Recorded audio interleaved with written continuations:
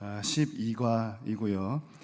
고난도 포함되는 하나님의 계획이라는 제목으로 가스펠 프로젝트 구약 1권의 12과 같이 은혜를 나눠보도록 하겠습니다.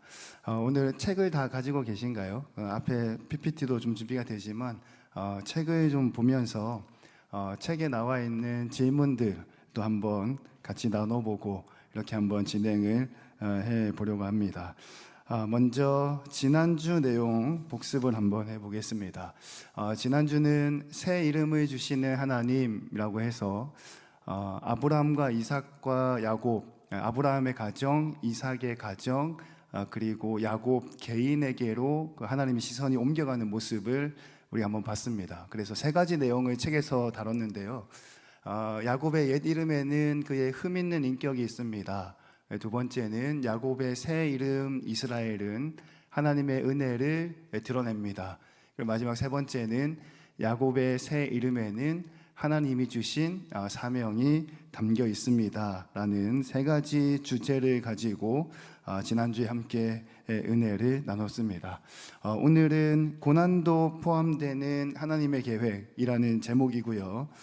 좀 익숙한 이야기입니다. 요셉 이야기를 통해서 고난을 바라보는 시선에 대해서 같이 한번 은혜를 나누겠습니다. 먼저 신학적인 주제입니다. 신학적인 주제 한번 같이 읽겠습니다. 시작.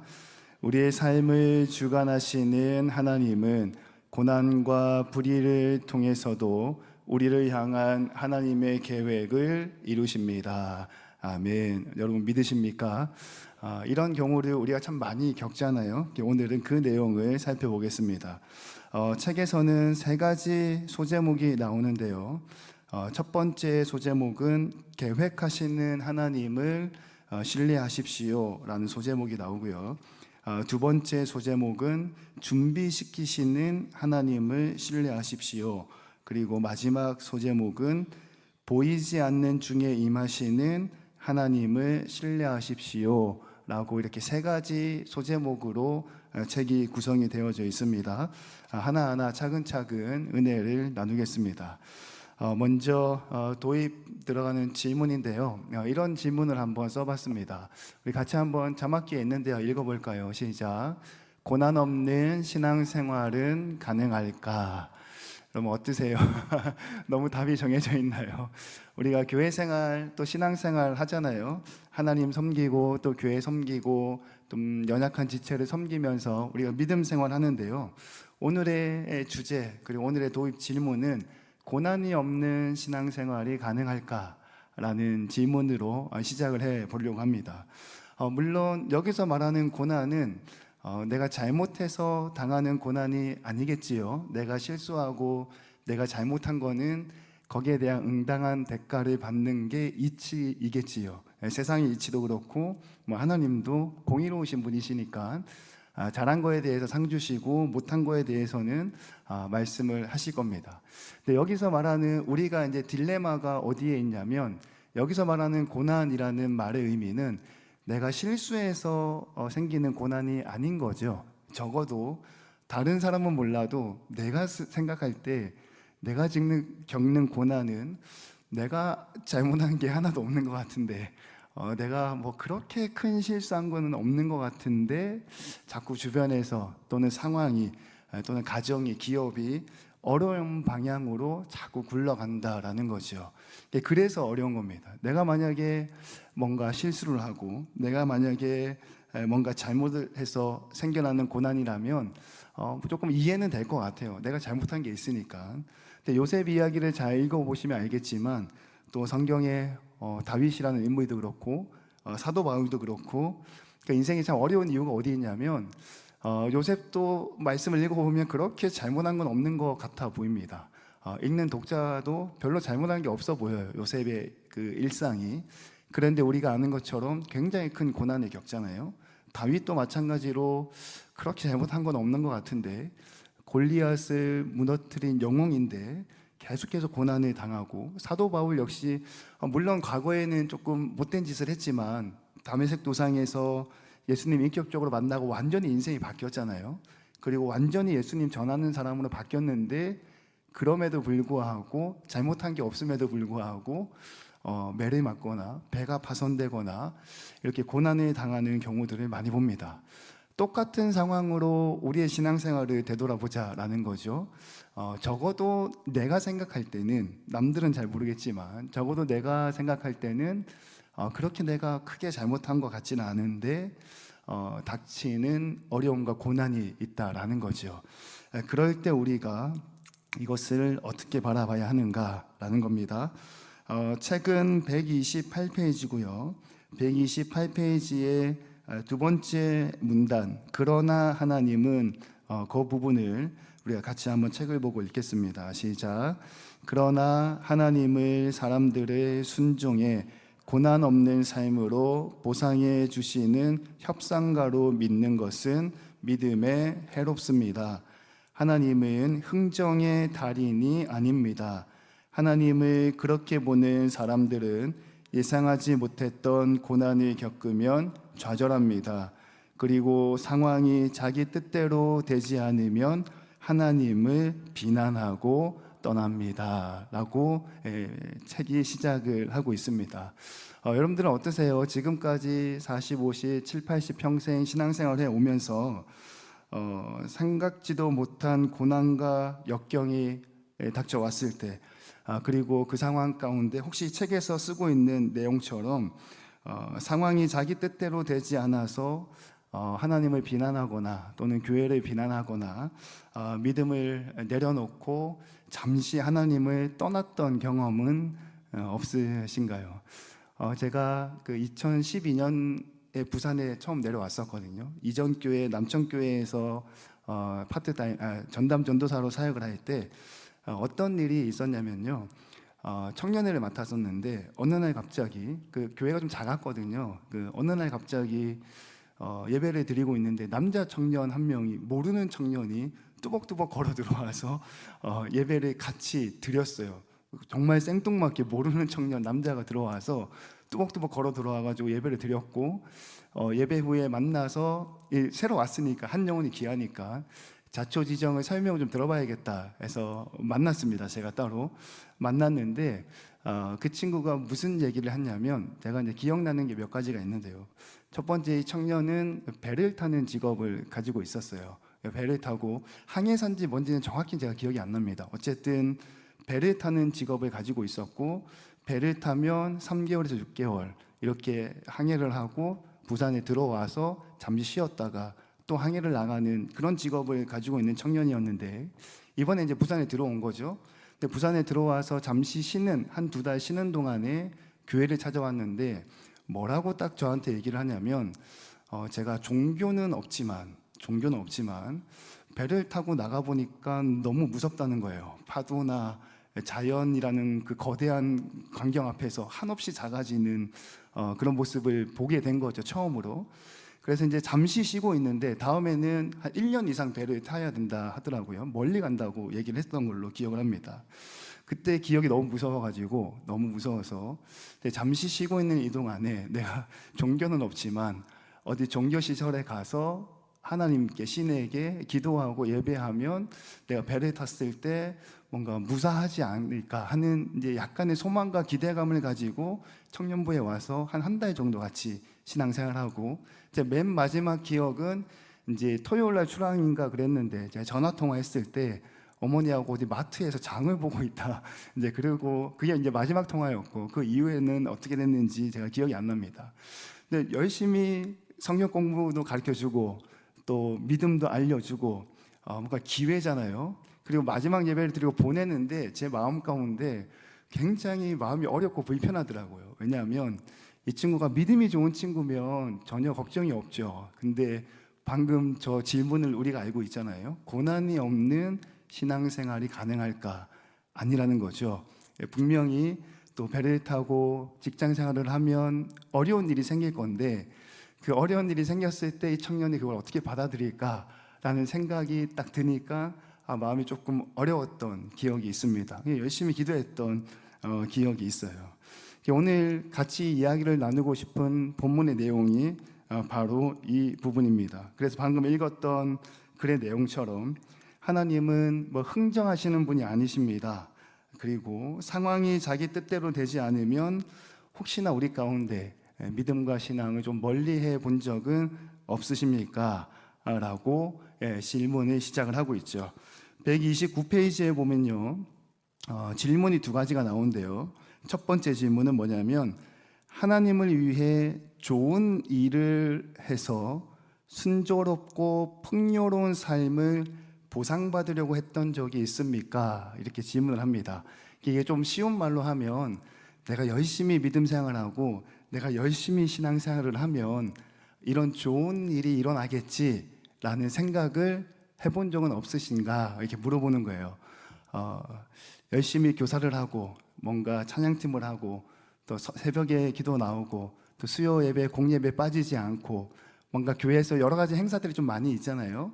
그때마다 뒤로 물러나지 않고 앞장서서 열심히 참석하는데, 그 마음 가운데는 뭐가 있냐면, 내가 이렇게 열심히 교회 생활하면 우리 남편의 사업이 조금 더 번창하지 않을까라든지, 우리 자녀들의 앞길이 조금 열리지 않을까라든지, 그런 기대감을 가지고 신앙생활을 해본 적은 없습니까? 이제 이런 질문이에요. 여기서 이렇게 디스커션 할 수는 없겠지만 아마 한두 번 이상은 그런 생각 좀 갖지 않겠어요? 사실 저도 그랬던 적이 많이 있거든요. 신학교 다닐 때 서울에서 이제 기숙사를 살았는데 설교 시간에 한 번 정도 얘기를 했던 기억이 나는데요. 교회 금요 예배를 너무 드리고 싶어서, 근데 기숙사가 서울신학대학교가 경기도 부천시 소사구에 있었고 당시 교회가 후암동에 있었거든요. 그러니까 1시간, 기숙사에서 나와서 교회에 딱 들어가는데 1시간 반 걸린단 말이에요. 그러면 금요 예배가 끝나면 목사님이 은혜가 좀 충만해서 기도회를 오래 하면 막차를 놓치는 경우가 있어가지고, 그때 같이 사역했던, 그때 저는 신학생이었고 파트 전도사님 남자분이 한 분 계셨는데 그분도 부천이 집이셨거든요.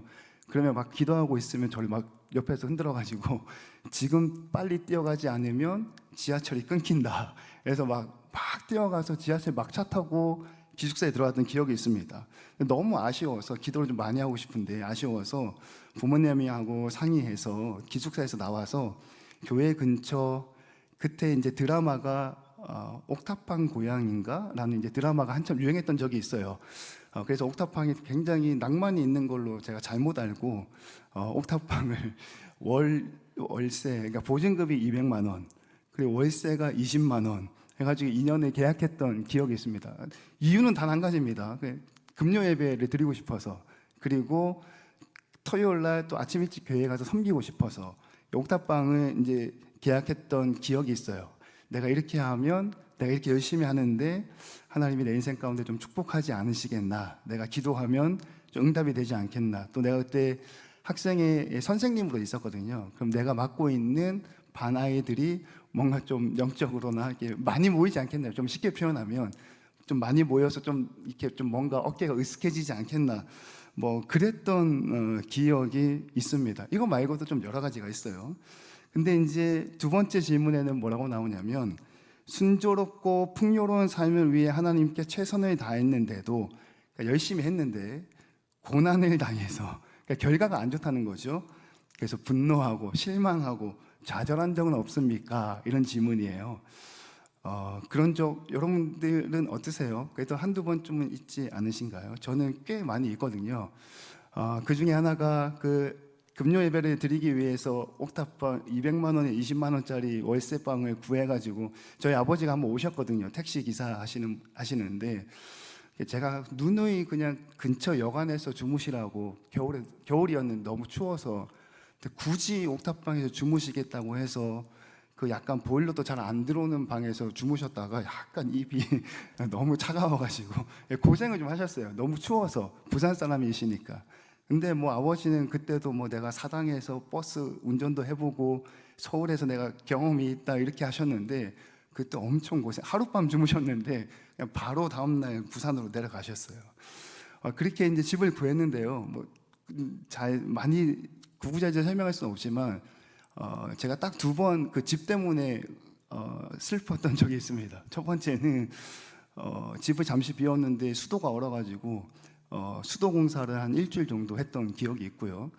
아침부터 저녁까지 해머를 들고 와서 어디가 수도관이 터졌는지를 이제 찾아야 되니까 온 동네를 다 망치질했던 기억이 있고, 또 다음 자취방도 역시나 교회 근처로 옮겼거든요. 교회 근처로. 그때는 이제 신학생이 아니라 전도사님으로, 파트 전도사님으로 교회 근처에 지하에 자취방을 구했는데, 그때는 또 무슨 일이 있었냐면 봄이었는데 어디 학교를 갔다 오고 사회가 갔다 오니까 집안에 벌레가 개미가 얼마나 많이 나오던지 발로 밟는데 뭐 눈 밟는 것처럼 굉장히 부산말로 그러죠, 시겁했습니다. 뭐 온 집안이 그랬어요. 근데 개미도 많고 날아다니는 벌레들도 많고, 그 집을 소개시켜 주신 분이 중고등부 부장 권사님이셨거든요. 전화해가지고 권사님 좀 와보시라고 했더니 또 급히 오셨어. 그 밤에 보더니 권사님도 기가 막히신 거예요. 집주인한테 제가 전화를 못했거든요. 이 상황이 너무 당황스러워서. 권사님이 집주인한테 바로 전화했어요. 집주인이 위에 집에 사셨는데 내려와서 보시더니 본인도 당황해가지고 그때 막 손으로 막 벌레를 이렇게 막 잡으면서 아이고 이게 뭐냐고 막 밤새 치웠던 좀 마음이 안 좋더라고요. 왜 그러냐면 어쨌든 교회 옆에서 좀 잘해보려고 하나님 좀 복 주시지 않을까 해서 기숙사에서 나와서 자취방 두 군데를 옮겼는데 둘 다 이렇게 좀 어려움이 있으니까 좀 마음이 상하더라고요. 그리고 이제 마지막으로 또 교회를 한 군데 옮겨서 부산에 내려오기 전에 마지막 사역했던 교회가 반포에 있는 서호 성결교회라는 교회에서 중고등부 사역을 했습니다. 열심히 했어요. 굉장히 열심히 했습니다. 근데 지독하게 말 안 듣는, 근데 걔네들 이름 아직도 생각이 나는데 말은 못 하겠습니다. 녹화로 남아 있을 것 같아가지고 한 명은 탁씨였고요, 한 명은 박씨였는데 지독하게 말 안 듣는 남자애 두 명이 있었어요. 어떻게든 사람 만들어 보려고 자전거 타는 게 유행이었거든요. 반포대교 잠수교 거기에 자전거 하나 어떻게 구해가지고 1시간씩 2시간씩 토요일마다 주일마다 평일에도 부르면 나가고 막 엄청 열심히 했습니다. 근데 끝까지 애를 먹이더라고요. 끝까지 애를 먹였는데 그날도 자전거 타고 온 날이에요. 새벽 늦게까지 아이들하고 자전거 타고 와서 편의점에서 아직도 생각납니다. 음료수 하나 사주면서 제발 좀 정신 차리고 전도사님이 이렇게까지 하는데 전도사님 좀 도와줘라 이렇게 얘기했던 기억도 있어요. 사고 치지 말고 열심히 교회 생활 하자 이제 그런 거였는데 알겠다고 했고 또 사고 치는 거죠. 근데 그날 자는데 이제 침을 삼키는데요, 약간 느낌이 목에서 따끔거리는 느낌이 나서 좀 느낌이 안 좋더라고요. 그래서 월요일 날 이제 근처에 있는 병원에 가서 그 내시경이라는 거를 처음 해봤습니다. 제가 위내시경이라는 걸 처음 해봤는데 저는 아무것도 모르고 수면 내시경이 있는지도 모르고 그냥 가서 내시경 하러 왔어요 이렇게 하고 갔어요. 그랬더니 뭐 드셨어요 물어보더라고요. 안 먹었는데요. 그럼 그냥 할까요? 그렇게 하셔가지고 그냥 했습니다. 수면 안 하고 했는데 제가 사진도 하나 준비했거든요. 그 위에까지 넣었다가 거꾸로 이제 빼면서 내시경을 하잖아요. 쭉 하는데 선생님이 뭐라 그러시냐면 위든 깨끗하고 그 소장도 깨끗하고 뭐 다 깨끗한데 여기 이상한데요 하고 사진을 탁탁탁 찍어서 나한테 저거를 이제 보여주셨어요. 저기가 어디냐면 그 식도 있는 사진이거든요. 찍어서 보여주면서 이거 출혈이 심하고 가만 내비두면 큰 병 되니까 병원에 가세요 그렇게 얘기하셨어요. 그래서 그냥 가까운 병원에 가서 약 지어가지고 약을 좀 오래 먹었습니다. 그리고 지금은 깨끗해졌어요. 그러니까 이제 어떻게든 저 징그러우니까 좀 다른 거 넘겼어요. 그래서 제가 저거 갑으로 가지고 있습니다. 제가 이게 무슨 말을 하고 싶냐면 오늘 이제 내용 나누는 게 그거잖아요. 내가 하나님의 일을 위해서 열심히 애쓰면 하나님이 복을 주실 거라는 기대감이 있단 말이에요. 그때 나이가 27, 28 이랬거든요. 29, 20대 후반에 내가 그래도 열심히 사역하면 죽은 자도 살리시는 하나님이 이 두 녀석을 변화시키지 못하겠나. 정말 열심히 했는데 결론은 끝까지 저를 힘들게 했어요. 말 안 듣고 여자친구 이 여자 만나고 저 여자 만나고 교회 분위기를 굉장히 어렵게 했던 기억이 있습니다. 그리고는 뭐 의사 선생님이 뭐 안 좋다 그러니까 몸에 병도 생기고 약도 굉장히 오래 먹었던 기억이 있어요. 그러니까 그런 것들 이제 짧은 인생 가운데 여러 가지 느꼈지만 아마 여기 앉아 계시는 신앙의 선배님들은 훨씬 더 많은 경험이 있을 거라고 제가 생각을 합니다. 그래서 책 129페이지인데요. 129페이지 두 번째 질문 밑에 우리 한 단락만 같이 한번 읽겠습니다. 한 단락입니다. 시작. 성경은 하나님을 잘 믿으면 고통 없는 삶을 살게 될 것이라고 말하지 않습니다. 우리는 타락한 세상에서 살고 있기 때문에 고난은 불가피합니다. 때로는 이 고난을 받고 악인이 번성합니다. 그러나 하나님을 신뢰하는 자는 고난 속에서도 결코 혼자가 아님을 성경을 통해 알 수 있습니다. 하나님의 고난의 순간도 사용하셔서 자신의 선하신 목적과 계획을 이루십니다. 아멘. 여러분 믿으시죠? 두 번째 줄에 보니까 우리는 타락한 세상을 살고 있기 때문에 고난은 불가피하다라는 것이 성경에서 우리에게 주고 있는 메시지고요. 그리고 맨 마지막 줄에 하나님은 고난의 순간마저도 사용하셔서 자신의 선하신 목적과 계획을 이루도록 하십니다 라는 원리가 성경에서 우리에게 말하고자 하는 은혜였다라는 겁니다. 그래서 넘겨보시면 책 130쪽에 1번 소제목이 계획하시는 하나님을 신뢰하십시오가 이제 1번 소제목입니다. 옆에 있는 분하고 인사하겠습니다. 계획하시는 하나님을 신뢰하십시오. 시작.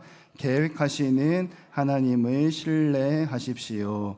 아멘. 하나님은 요셉에 대해서 계획을 하나 가지셨는데요. 그게 창세기 37장 10절과 11절. 책에는 내용이 긴데요. 맨 밑에 10절과 11절 두 절 말씀만 같이 한번 읽겠습니다. 시작.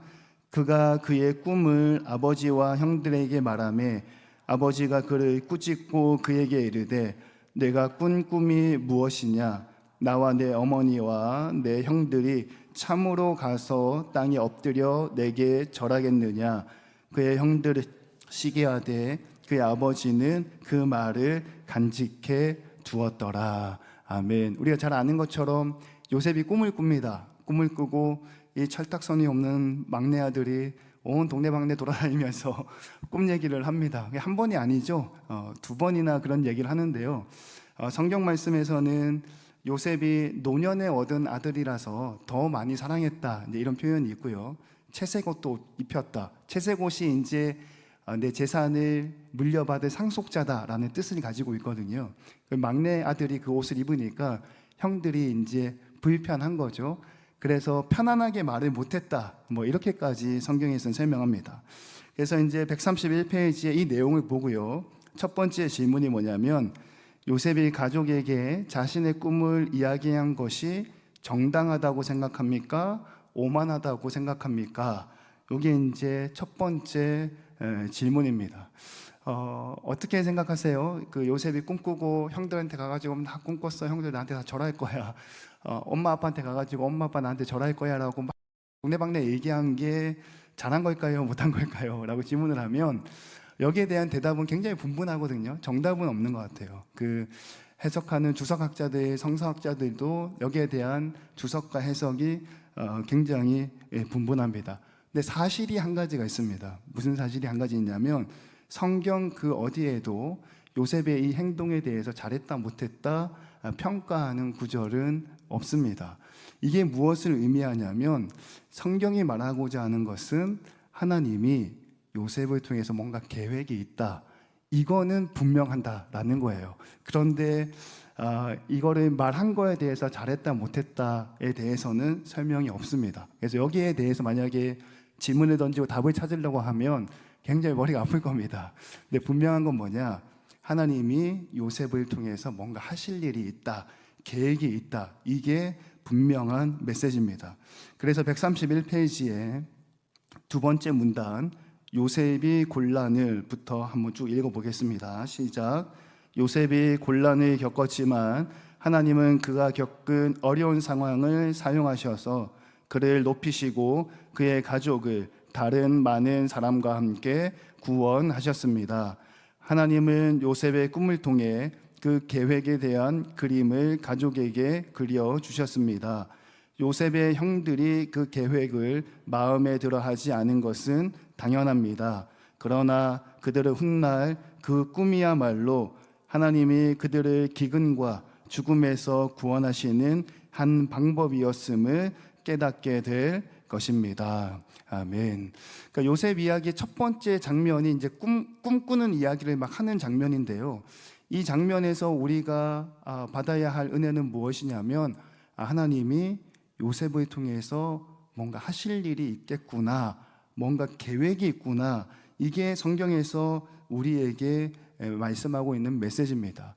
근데 그거를 바라보는 나머지 형들은 삐딱하게 그걸 바라봤다는 거죠. 그래서 두 번째 질문 131페이지의 밑에 두 번째 질문이 번역이 조금 어색한데요. 하나님의 계획을 받아들이기보다 다른 사람의 삶에서 일하시는 하나님의 손길을 보고 부러워했던 적이 있습니까? 라는 건데요. 이걸 조금 더 쉽게 설명을 해보면 내가 고난당하는 것을 괴로워하고 다른 사람의 형통함을 보고 부러워한 적이 있습니까? 라고 해석이 될 것 같아요. 자, 여러분 어떠세요? 마음속으로 손을 한번 들어보시죠. 같이 동강교회에서 어릴 때부터 또는 언제부터 지금까지 열심히 신앙생활 하고 있는데 표현이 죄송합니다만 우리 가정은 쪼그라들고 저쪽 가정은 잎사귀가 무성하기만큼 번창하는 모습을 아마 한두 번쯤은 보지 않으셨나 하는 생각을 하게 됩니다. 그럴 때 그 모습을 보고 마음이 어땠습니까? 좀 부럽지 않았습니까? 이제 이런 질문을 던지는 거예요.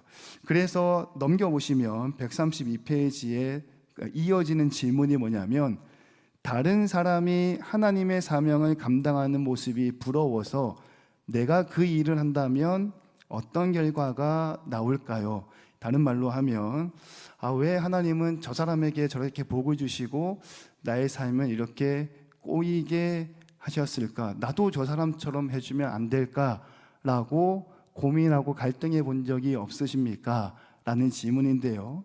여기서 하고자 하는 얘기는 뭐냐면 하나님은 각자 개개인에게 하나님이 원하시는 계획과 뜻과 크고 비밀하고 은밀한 일들을 다 가지고 계신다라는 거죠. 그러니까 저 사람이 지금 뭔가 잘 되고 있는 모습 때문에 비교가 돼서 잘 되고 있는데 내가 저 자리에 있었으면 좋겠다, 이렇게 한 번씩은 생각을 하는데 하나님은 이분의 계획이 있고 나에 대한 계획도 하나님이 가지고 계시고 저분에 대한 계획도 하나님이 가지고 계신데 내가 조금 더디 되는 것 같다고 해서 보다 잘 되는 사람들을 보고 뭔가 좀 부러워하고 있는 건 아니십니까? 이렇게 질문을 하고 있는 거죠.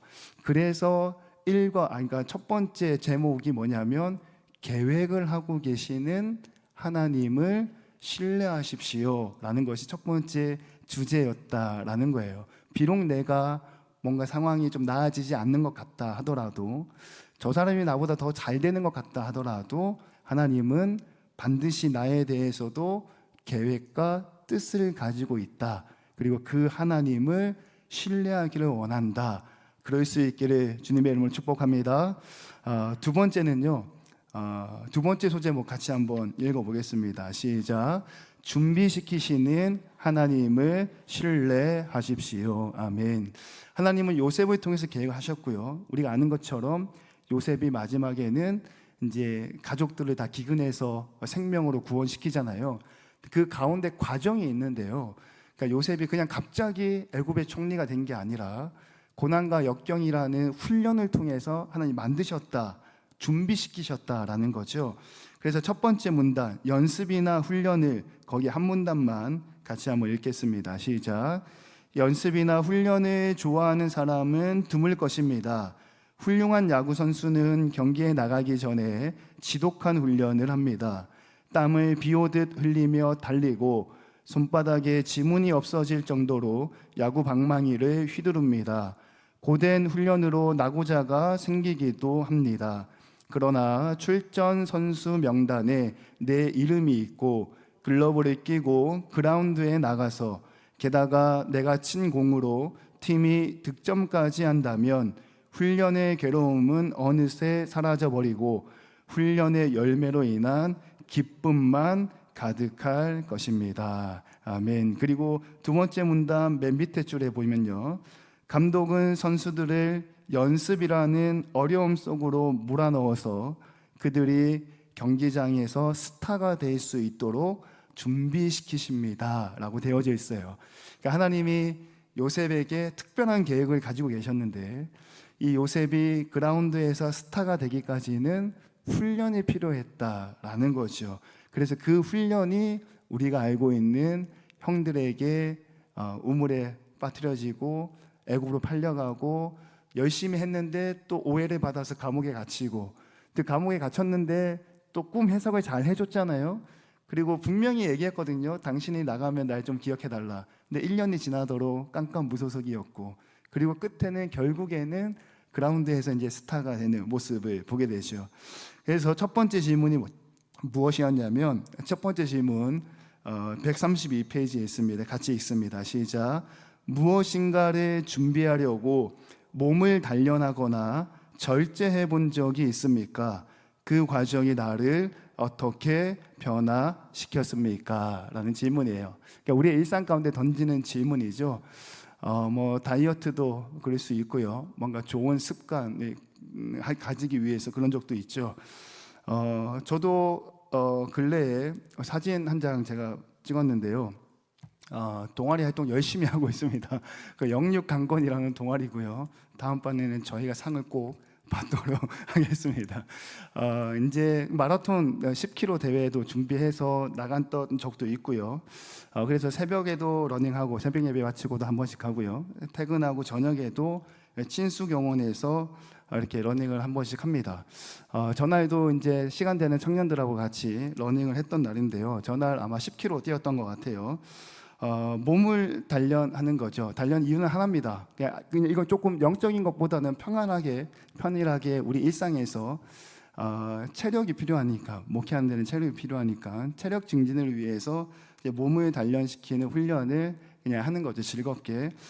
그랬더니 결과가 몇 가지가 있는데요. 일단 전 밥은 잘 먹습니다. 잘 챙겨 주시거든요. 자기 전에 꼭 바나나 하나씩 더 먹고 자고요. 빵도 하나 더 먹고 잡니다. 그럼에도 불구하고 살은 1kg씩 빠집니다. 저렇게 뛰고 나면. 그러나 이제 체력이 많이 올라가고 생각하는 거나 뭔가 사고하는 방식이 굉장히 긍정적으로 변해간다라는 것을 느낄 수가 있어요. 그러면 이제 두 번째 질문이 뭐냐면 그 경험이 당신의 인격에도 적용이 될 수 있을까? 이런 질문이더라고요. 그래서 저 개인적으로 이제 한번 생각을 해보는 거죠. 5km, 10km 제가 제일 많이 달렸던 기억이 14km거든요.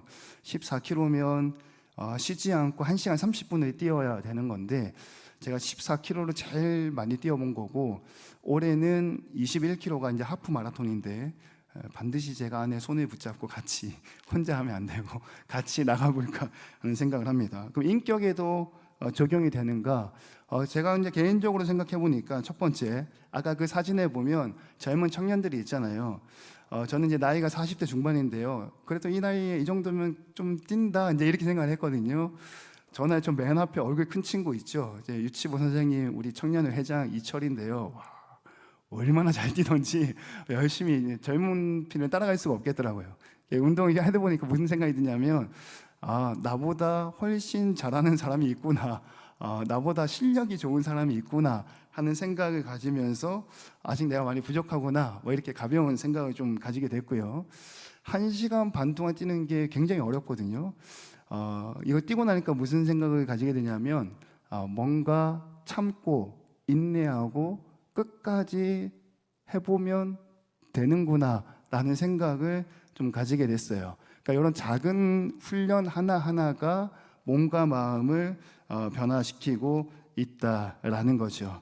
자, 133페이지의 첫 번째 문단인데요. 첫 번째 문단 멋진 미래가부터 한번 같이 읽어보겠습니다. 시작. 멋진 미래가 우리를 기다리고 있습니다. 그 미래를 위해 어떤 준비가 필요한지 하나님이 가장 잘 아십니다. 하나님의 기업을 받기에 합당한 그리스도의 형상을 본받으려면 무엇이 필요한지도 잘 아십니다. 그래서 때로 우리를 역경이나 고난으로부터 즉시 구하지 않으시고 내버려 두십니다. 위험과 괴로움과 결핍 가운데 놓아둠으로써 우리를 위해 준비한 축복을 누리게 하십니다. 요셉의 삶에서 이 진리를 볼 수 있습니다. 요셉은 형들의 손에 큰 고난을 당했지만 하나님은 자신의 계획을 위해 요셉의 고난을 사용하셔서 요셉을 준비시키셨습니다. 아멘. 창세기 37장 23절 24절 그 책의 바로 밑에 나오는 창세기 9절 2절만 같이 한번 읽습니다. 시작. 요셉이 형들에게 이르매 그 형들이 요셉의 옷 곧 그가 입은 채색 옷을 벗기고 그를 잡아 구덩이에 던지니 그 구덩이는 빈 것이라 그 속에 물이 없었더라. 아멘. 이제 요셉이 고난을 당하는 장면인데요. 이과에서 말하고자 하는 바는 뭐냐면 고난을 당할 때 하나님은 절대 고난 당하는 사람을 혼자 내버려 두지 않는다라는 거예요. 오늘 방금 요 교과서에 나오는 성경 구절 26절 제가 준비를 못했는데요. 26절의 말씀에 보면 이런 말씀이 나옵니다.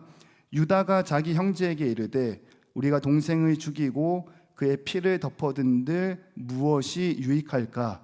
이스마엘 사람들에게 팔고 그에게 우리 손을 대지 말자라고 유다가 살려주자 이렇게 얘기합니다. 그리고 창세기 37장 21절 이하에 큰형님 르우벤이 뭐라고 얘기하냐면 성경에서는 분명하게 요셉을 구원하기 위해서 그를 해치지 말자 이렇게 얘기를 하고 있죠. 그러니까 요셉은 고난을 당해서 반드시 죽을 수밖에 없는 운명을 맞이했는데 하나님은 그 요셉을 혼자 내버려 두지 않고 르우벤과 유다를 통해서 목숨을 살려주셨다라는 거예요. 그러니까 우리는 팔려갔다에 너무 억울하다 이제 이렇게 시선을 바라보는 경향이 있는데요. 조금만 살펴보면 팔려가서 억울한 게 아니라 목숨이 살아있는 것 자체가 은혜였다라는 거예요.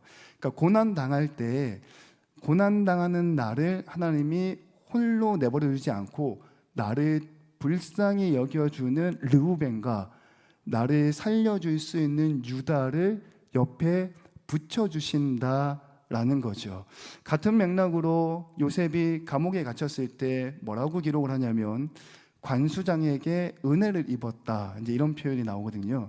그러니까 감옥에서 완전히 혼자 고립돼서 어둠 가운데 지내는 것 같지만 그 요셉을 불쌍히 바라보는 관수장을 하나님 붙여주셨다라는 거죠. 그래서 결코 혼자 내버려 두지 않는다라는 겁니다. 134페이지에 질문이요 어떻게 나오냐면 지금 내가 직면한 고난들이 미래의 도전과 축복을 잘 감당할 수 있도록 나를 준비시키고 있습니까? 이 질문을 저는 이렇게 바꾸고 싶어요. 지금 직면한 고난들은 미래의 도전과 축복을 잘 감당할 수 있도록 나를 준비시키고 있습니다 라고 받을 수 있기를 주님의 이름을 간절히 축복합니다. 마지막 세 번째입니다. 세 번째 소제목 같이 읽습니다. 보이지 않는 중에 임하시는 하나님을 신뢰하십시오. 아멘. 첫 번째 문단 같이 읽겠습니다. 요셉은 형들에게 배신당해 노예로 팔려갔지만 하나님이 그와 함께 하셨습니다.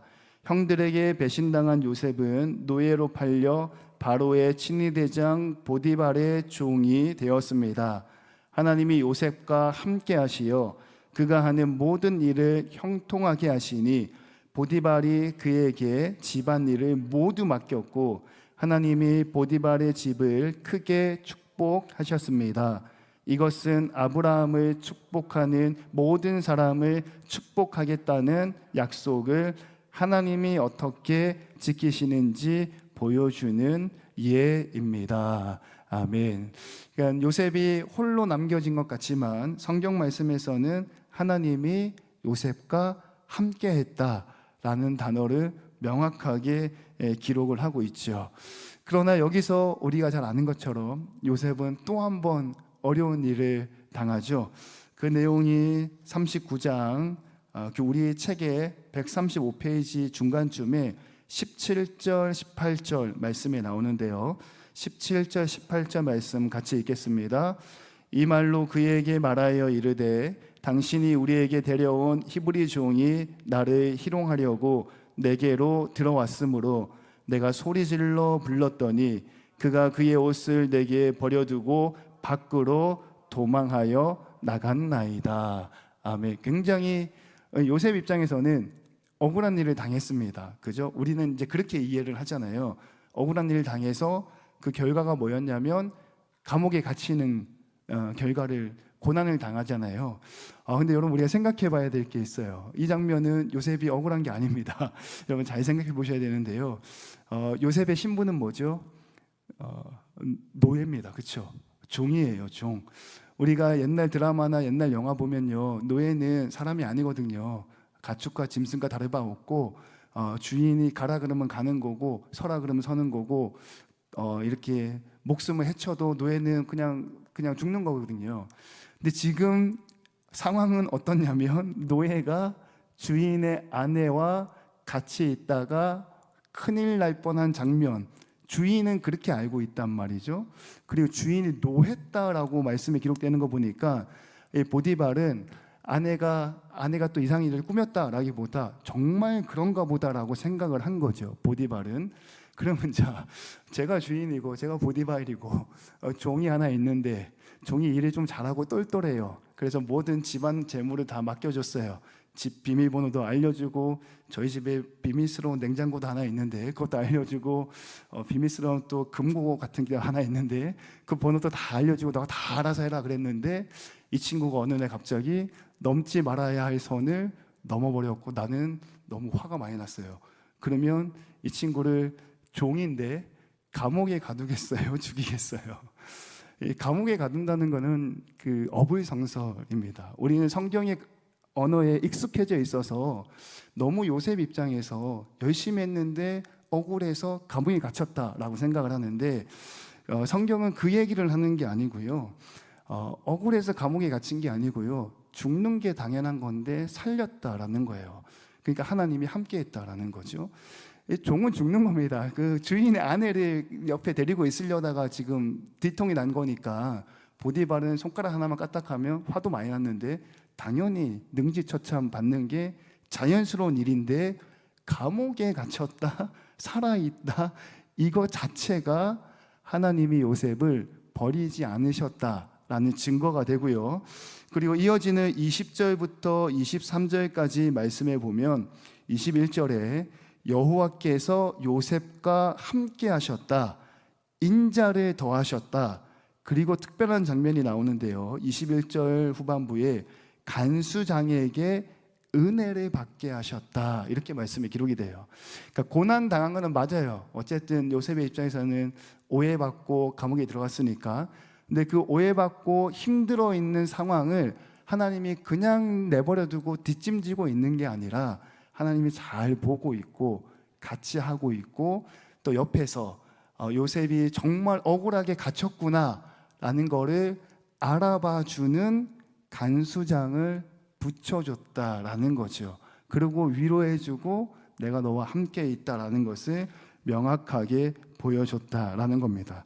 넘기시면 첫 번째 질문이 요셉이 유혹을 이기고 승리한 것에서 무엇을 배울 수 있습니까? 라는 건데요. 제가 간단하게 한번 생각을 해봤는데요. 우리의 인생 가운데는 언제나 유혹이 존재한다. 이게 첫 번째인 것 같고요. 두 번째는 요셉이 내가 하나님께 어떻게 죄를 짓겠느냐 하고 자리를 피하잖아요. 그걸 봤을 때 하나님은 죄를 싫어하신다. 그리고 유혹에서 그 자리를 피하면서 죄에서부터 승리하고 났더니 어떤 결과가 있냐면 본인은 억울할 수 있겠으나 성경 말씀은 명확하게 기록하기를 여호와께서 요셉과 함께 하셨다라는 문장, 그리고 간수장에게 은혜 받게 했다. 그러니까 나의 억울함을 알아주는 사람을 옆에 붙여주셨다라는 것을 우리가 알 수가 있는 거죠. 자, 그러면 두 번째 질문과 세 번째 질문은 우리의 일상 가운데 던지는 적용 질문인데요. 두 번째 질문은 이렇습니다. 하나님이 나와 동행하지 않는다고 느낀 적은 언제입니까? 그리고 반대로 하나님의 임재가 분명히 느껴진 적은 언제입니까? 라는 질문을 던지는 거죠. 하나님이 나와 같이, 하나님이 내게 없구나, 하나님이 나를 멀리 하셨구나, 내게서 떠나셨구나 하는 경험이 언제이셨는지 물어보는 질문이고요. 그리고 다음에는 하나님이 나와 함께 하시는구나 라는 신앙의 고백은 언제 있으셨는지 이렇게 물어보는 질문이 되겠습니다. 세 번째 질문은 상황이 좋을 때는 하나님이 함께 계신다라고 자랑하고 상황이 나쁠 때는 하나님이 떠나셨다라고 절망하는데 그 이유가 무엇입니까? 라고 또 물어보잖아요. 저는 여기에 대해서는 명확하게 정답을 말할 수 있을 것 같아요. 우리는 로봇가 아니잖아요, 그죠? 우리는 하나님이 아니잖아요. 우리는 예수님을 닮아가는 과정 가운데 있지, 우리는 예수님이 아니거든요. 우리는 완벽할 수 없잖아요. 우리는 연약한 사람이잖아요. 기분이 좋을 때는 웃고 나쁜 일이 있을 때는 울고, 그게 사람 아니겠어요, 그죠? 우리는 연약하니까 상황이 좋을 때는 웃으면서 하나님이 나에게 함께 계시는구나, 또 우리는 연약하니까 상황이 나빠지면 하나님 나를 떠나셨구나 라고 절망할 수 있는데, 오늘 봤던 성경 공부는 무엇을 알려주고 싶냐면, 하나님이 나를 떠났구나라는 그 절망의 순간에 조금만 차분해지시면 하나님이 내 옆에 계신다라는 것을 보여주고 싶어 하는 거예요. 그래서 혹시나 지금 우리 인생 가운데 어려운 고난과 역경 가운데 하나님이 나를 떠나셨구나라고 속이 상한 성도님들 또는 가정들이 있다면, 오늘 고난도 하나님의 계획 안에 포함됩니다. 절대 하나님이 여러분들을 홀로 두지 않으신다, 하나님이 옆에 계신다라는 사실을 믿을 수 있기를 축복합니다. 더 중요한 사실은 뭐냐면, 하나님이 믿어주면 뭐예요? 하나님 어차피 안 보이잖아요, 그죠? 위로가 안 되잖아요. 근데 하나님이 함께 하시고 요셉과, 그리고 요셉 옆에 르우벤, 유다를 붙여줘서 목숨을 살려주자 하고 간수장을 붙여줘서, 그러니까 나의 억울함과 나의 절망을 알아주는 믿음의 동역자가 내 옆에 있을 수 있게 붙여주신다라는 거예요. 그래서 절망 가운데 낙심하지 말고 하나님이 나와 함께 하시고, 또 나의 어려움을 이해하고 위로하고 도와줄 사람을 하나님이 붙여주시는 것을 통해서 이 고난이 하나님의 계획 안에 포함이 되는구나 라는 사실을 믿을 수 있기를 축복합니다. 정리하겠습니다. 137페이지 마지막 질문입니다. 137페이지, 고난 속에서도 하나님이 함께 하심을 아는 것은 낙심과 우울과 소외와 같은 것들과 싸워 이기는데 도움이 됩니다. 고난 당할 때 붙잡는 말씀이 있습니까? 라는 질문인데, 여러분 어떠세요? 너무 괴롭고 힘들 때 우리 감정을 쏟아놓는 게 아니라 하나님의 말씀을 붙잡고 승리하고 이기셔야 하는데, 그 질문이에요. 어려운 일 당할 때 외우고 있는 말씀이 있습니까? 어려운 일 당할 때 성경책에 딱 펼쳐서 그 말씀 100번 읽으면서 힘을 얻는 성경 구절을 여러분 가지고 계십니까? 가지고 계실 수 있기를 주님의 이름으로 축복합니다. 저는 욥기 38장 4절 말씀을 항상 가지고 있는데요, 제 이메일 주소하고도 같습니다. 제가 한번 읽어볼게요. 내가 땅에 기초를 놓을 때에 내가 어디에 있었느냐, 내가 깨달아 알았거든 말할지니라 라는 말씀인데요, 요셉이 억울해서 하나님한테 막 좀 달라들거든요. 잘못한 게 없는데 고난을 당하니까 맨 마지막에 하나님이 요셉한테 딱 나타나서 던지는 말씀이 저 말씀이에요. 너가 천지가 창조될 때 네가 있었냐? 만물이 생성될 때 네가 있었냐? 벌레만도 못한 네가 나 하나님의 뜻을 감히 이해하려고 지금 덤비느냐? 이렇게 약간 꾸짖는 장면이거든요. 이 말씀을 딱 듣는 순간 인생 가운데 고난과 역경이 올 때 내 생각보다 훨씬 크신 하나님의 생각, 감히 내가 그 생각을 이해하려고 하다가 이해가 안 돼서 좌절하는 모습이 얼마나 부끄러운가. 그렇게 힘이 될 수 있는 말씀을 붙잡을 수 있기를 주님의 이름으로 간절히 축복합니다. 다음 주 예고인데요. 다음 주는 언약의 신실하신 하나님이라는 제목으로 또 은혜를 나누도록 하겠습니다. 오늘 마지막 기억해야 할 문장 같이 한번 읽겠습니다. 시작. 하나님은 고난 없는 길을 주시는 분이 아니시라 고난의 길을 함께 걸으시는 분이십니다. 아멘. 기도하겠습니다.